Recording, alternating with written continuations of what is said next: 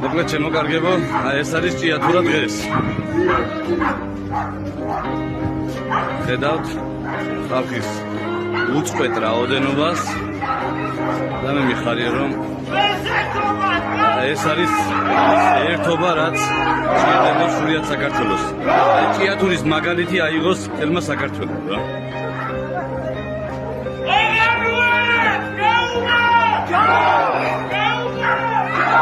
მე ხედავთ რომ არ წდება.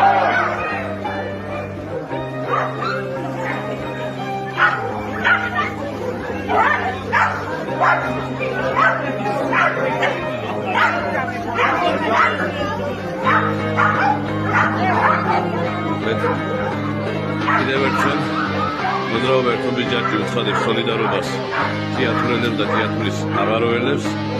სრულიად საქართველოს სახელით უნდა იყოს ერთიანობა.